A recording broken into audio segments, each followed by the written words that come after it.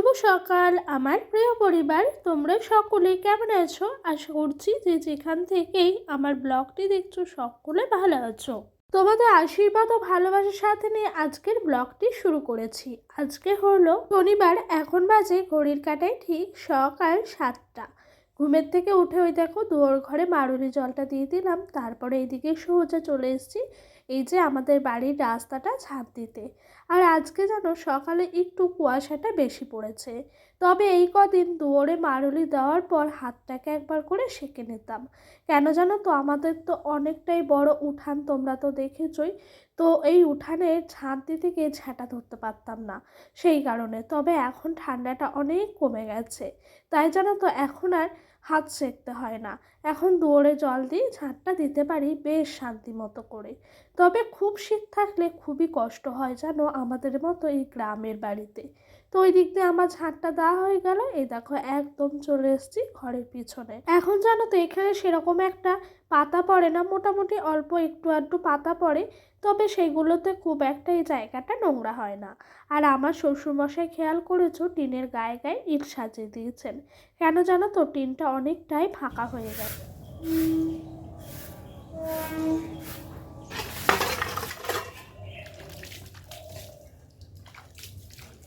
তো ওই দিককার আমার ঝাঁপ দেওয়া হয়ে গেছে, তারপরে এইদিকে সোজা চলে এসেছি কালকেকার রাতের কিছু বাসি বাসন ছিল, সেই বাসি বাসনগুলোকে মাজা ধোয়া করতে।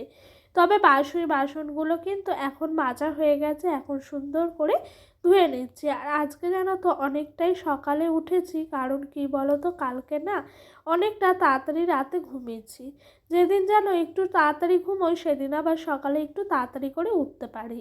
আর আজকে সকালে উঠে কিন্তু একদম সকাল থেকে ব্লগটা শুরু করিনি গো, একটু দেরি, মানে 7টা থেকেই করেছি। ওই যে ঝাড় ঝুঁট দিলাম, ঘর দুয়ার পরিষ্কার করলাম, তারপর থেকে ব্লগটা শুরু করলাম।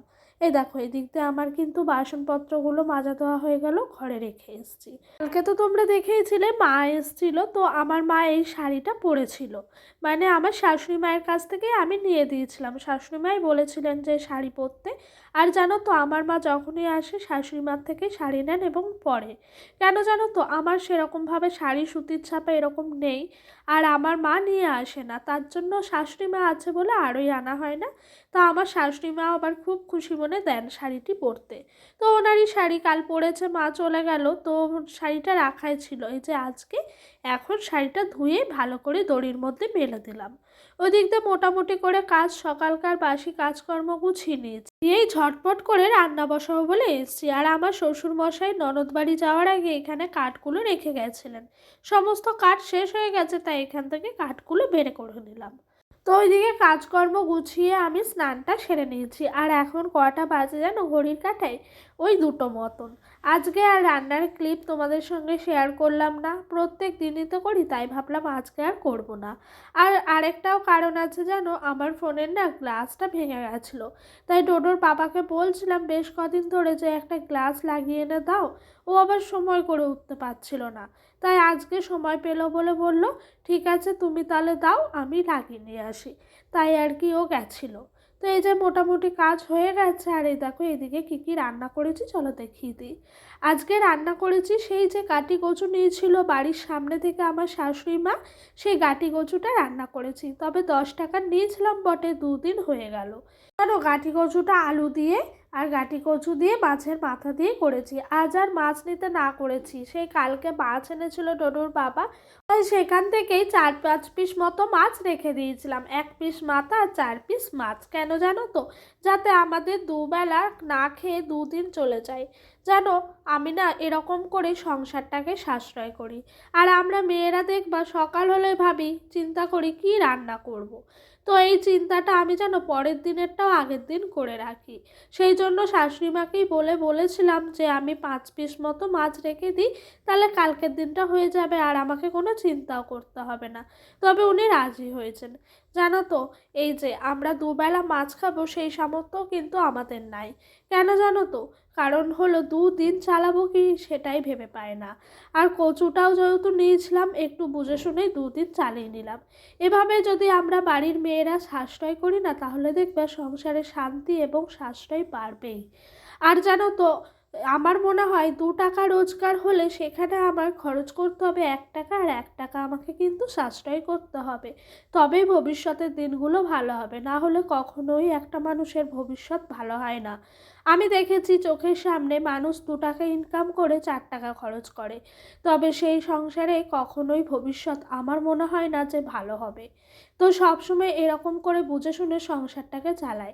আর এটা জানো তো, আমি আমার ছোট থেকে মায়ের কাছে এবং বিয়ের পর আমার শাশুড়ি মায়ের কাছ থেকেই শিখেছি।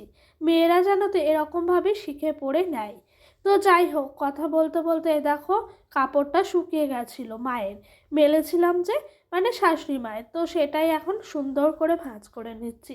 তবে আমার শাশুড়ি মায়ের খুব কাপড়ের যত্ন জানো, আমি আবার অত ভালো করে সুন্দর করে যত্ন করে ভাঁজ করতে পারি না। কেন জানো তো, আমার শাশুড়ি মা তাঁত বুনতো, তাঁতের শাড়ি ভাঁজ করতো প্রত্যেক দিন, তাই উনি খুব সুন্দরভাবে পারেন। তবে সবার দ্বারা সমস্ত কিছু যে হবে সেটা কখনোই হতে পারে না। একটা মানুষের পড়াশোনায় মাথা নাই বলে সে কি জীবনে কিছু করতে পারবে না, সেটা কখনোই হয় না। সবাইকেই যে চাকরি করতে হবে সেটা কখনোই কোথাও লেখা নেই। প্রত্যেকটা মানুষের জন্য প্রত্যেকটা কাজ আছে, তবে তার ট্যালেন্ট কোন বিষয়ে আছে সেটাকে বেছে নিতে হবে। যাই হোক, দেখো গল্প করতে করতে আমার কিন্তু এদিকে কাপড়টা ভাঁজ করা হলো। আর ডোডোর জন্য এই মলাটটা কাল কিনে এনেছি জানো, মুদিখানার দোকানে গেছিলাম, তো ওই দাদাকে বলছিলাম মলাট আছে, তো দাদা বলছে হ্যাঁ আছে, এই মলাটটা এখন 1 পিস 5 টাকা নিচ্ছে। জানো তো, আমরা যখন ছোট ছিলাম এই মলাটগুলো দিয়ে বই মলাট করতাম, তখন কিন্তু এই মলাটগুলোর দাম নিত 2 টাকা করে। তবে বছরটাও কতটা চলে গেছে এই টাকার অঙ্কটা মেলালেই বোঝা যায়। তো ওর বইটা না কদিন ধরে ছিঁড়ে গেছিলো জানো, মলাট করব ভাবি আর করাই হয় না, তাই আজকে একটু সময় বের করে মলাট করে নিলাম।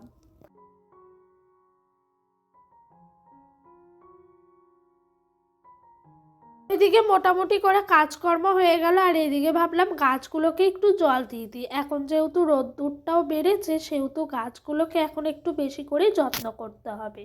যতটা শীত ছিল রোদ্দুরের পরিমাপটাও ততটা কম ছিল, এখন একটু হলেও শীতটা কমে গরমটা একটু বেশি পড়েছে। সেই জন্য প্রত্যেকটা গাছে সুন্দর করে জল দিয়ে দিচ্ছি। এর মাঝে খাওয়া দাওয়া সকলেরই হয়ে গেছে, বাসনপত্র ধুয়ে নিয়েছি, আর মাঠের ওদিক থেকে সমস্ত জামা কাপড়গুলো ঘরে এনে রেখে দিয়েছি। তবে ডোডো এখন ওর বাবার কাছে আছে, তাই নিশ্চিন্তভাবে সমস্ত কাজগুলো গুছিয়ে নিচ্ছি। যেন ওর বাবা থাকতে থাকতে আমার মনে হয় কাজগুলো তাড়াতাড়ি করে গুছিয়ে নিতে পারলে শান্তি পায়। তবে চলো, অসীমা দিদিভাই বেশ কদিন ধরে কমেন্ট করছে না, হয়তো 2-3 দিন হবে, তবে একটু মনটা খারাপ। কেন করছো না দিদিভাই? তুমি যদি আমার ব্লগটা দেখো অবশ্যই কিন্তু আমাকে বলো, হ্যাঁ তুমি কেন কমেন্ট করছো না, কেমন আছো অবশ্যই কিন্তু আমাকে জানিও। এই দেখো এই শিম গাছের গোড়াতেও জল দিয়ে দিলাম। তবে এই কাজগুলো শ্বশুরমশাই করেন, উনি নেই যেহেতু আমাকেই করতে হলো, তাতে যেন আমার ভীষণ ভাল লাগে। আর এই দেখো এখন আটা নিয়ে নিলাম, আটা দিয়ে মেখে রাখবো, রুটি করব। আর আটাটা মেখেই ঘরে একটু জামা কাপড়গুলো আছে সেগুলোকে গুছাবো। তাই ভাবলাম কাজকর্মগুলো যখন বেলায় বেলায় হলো, আটাটাও কিন্তু মেখে নেই। আর আমি যেন প্রত্যেক দিন এখানে আটা মাখি, কেন জানো তো, এখানে আটা মাখতে না ভীষণ সুবিধা হয়। আটাগুলো যা পড়ে ঝাঁট দিয়ে ফেলে দিই, আর বাদ বাকি আটাটাও কিন্তু ভালোভাবে দাঁড়িয়ে দাঁড়িয়ে মাখা হয়ে যায়। আটাটা মাখতে মাখতে তোমাদের একটা সুন্দর কমেন্ট পড়ে শোনায়, মানসী বনু আমাকে কমেন্ট করেছেন, খুব ভালো লাগলো দিদি ভাই ভিডিওটা, আর জিনিসগুলো খুব সুন্দর হয়েছে, অনেক ভালোবাসা গো মানসী বনু। তো তুমি কেমন আছো আমাকে কিন্তু অবশ্যই জানাবে। আর আজকে জানো আমার সাথে না একটা বিশাল বড় বিপদ ঘটে গেছে, মানে আজকে না জানি অনেকটাই বড় বিপদ ঘটে যেতে পারতো। তাই জানো তো, প্রত্যেক দিন তোমাদের সঙ্গে কথা বললে মনে হয় সেই মানুষগুলো কেমন আছে যারা আমাকে দেখছে আমি দেখতে পাচ্ছি না। বিপদ বলতে জানো তো, সন্ধ্যা দেবো এই রুটি রুটি করার পর, তারপর সন্ধ্যা দেবো বলে দুয়ার ঘরে জল দিয়েছি, দেওয়ার পরই না জানো আমি কিভাবে যে স্লিপ কাটলাম, দুয়ারের মুখে পড়ে গেছি। আর ওই যে বাঁশ ছিল, ওই বাঁশে আমার পায়ে লেগে পাটা একদম পটলের মতো ফুলে উঠেছে। সঙ্গে সঙ্গে শাশুড়ি মা সামনে ছিল, উনি আবার ঠান্ডা জল দিয়ে অনেকক্ষণ ধরে মালিশ করে দিল, তবে শ্বশুরমশাই বাড়িতে নেই বলে বরফ আনতে পারিনি। আর আমাদের জানো তো পাড়ায় সেরকমভাবে সকলের বাড়িতেই ফ্রিজ নেই, 2-1জনের বাড়িতে হাতে গোনা ফ্রিজ আছে।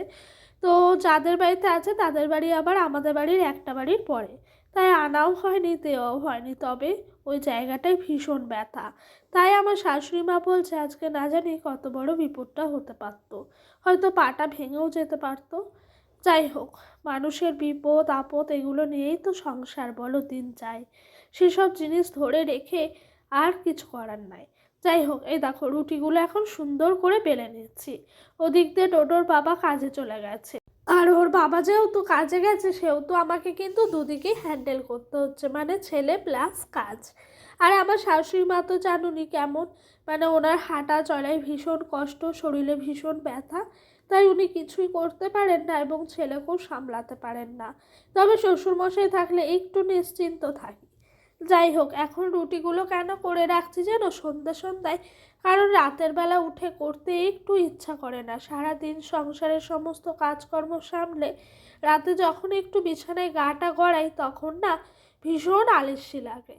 এই দেখো রুটিগুলো এখন সুন্দর করে ফুলাচ্ছি, তবে সমস্ত রুটি একবারে যে ফুলছে তা কিন্তু হচ্ছে না। হয়তো 10টা রুটিতে 2টো রুটি ফোলে না, তবে মোটামুটি হয়। বাড়ির সকলেই এখন রুটি খেয়ে ভীষণ নাম করেন।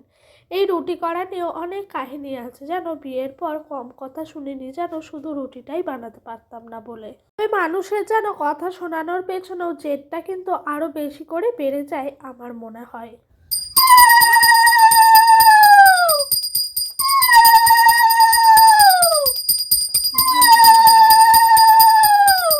এদিক দিয়ে সন্ধ্যা প্রদীপটাও দেখিয়ে দিলাম ভগবানকে। আর ডোডো দেখো পাশাটাই ঠিক সন্ধ্যে 6টা। ডোডোকে এরই মাঝে দুধ আর রুটি খাইয়ে দিয়েছি। আর এখন খাওয়ালাম কেন জানো তো, কারণ ও দুপুর থেকে একবারও ঘুমায়নি, আর রাতের বেলা ওই 7:30 পৌনে 8টা বাজলে ঘুমিয়ে যায়। তো ভাবলাম রুটিটা হয়ে গেছে যেহেতু, তাই রুটি আর দুধটা খাইয়ে দিই, খাইয়ে একটু বই নিয়ে বসাবো। বসানোর পর যদি একটু খেলাধুলা করে তো করবে, তারপরে ঘুম পাড়িয়ে দেবো। তো এই যে ওকে এখন বই নিয়ে বসিয়েছি। বাবা দেখিয়ে দাও তো বইগুলো মিমিদেরকে। এই দেখো, দেখাও মিমিদেরকে, বলো এই দেখো। তো এই দেখো বইটা মলাট করে দিয়েছি, তখন ও তো ভীষণ খুশি মলাট করা বই পেয়ে। আর আমি পিঠে নিয়ে এসেছি, এই দেখো পাটি সাপটা। মা সেই পাটি সাপটা নিয়ে এসেছিল কালকে, তোমাদের তো দেখিয়েছি। তো পাটি সাপটা পিঠে নিয়ে এসেছি। ছেলের মন দেখো, আমি বসে বসে তোমাদের সঙ্গে কথা বলছি আর ওই সঙ্গে চুমু দিচ্ছে। এই জিনিসগুলো সত্যি ভীষণ পাওয়া জীবনে। আর এই যে ও বই নিয়ে পড়তে লেগে যাচ্ছে, ওকে চলো পড়িয়ে নিই আর এগুলোও খেয়ে নিই। জানো তো, মায়ের হাতে এই সমস্ত জিনিস খাওয়াগুলো ভাগ্যে লাগে। এই জিনিসের স্বাদ যেন কোনো জিনিসের স্বাদের সাথে তুলনাই করা চলে না। আমার মনে হয় সব থেকে ফেভারেট খাবার আমার এই মায়ের হাতের এই ছোট ছোট রান্নাগুলো, যেরকম পিঠে, তারপর তোমার হলো বেগুনি, এগুলো ভীষণ প্রিয় জিনিস। জানো তো, আমার মা অনেক কষ্ট করে পিঠেগুলো বানিয়েছে, তার সাথে আমাকে দিয়ে গেছে। আজ পিঠেটা খেতে খেতে এখানেই ভিডিওটা শেষ করলাম। তোমরা সকলে ভালো থেকো, সুস্থ থেকো। তোমাদের সাথে দেখা হবে আবারও একটা নতুন দিনের সাথে, নতুন একটা ব্লগের সাথে। তো বন্ধুরা সকলেই ভালো থেকো, সুস্থ থেকো। তোমরা সকলেই আমার পাশে থেকো প্লিজ।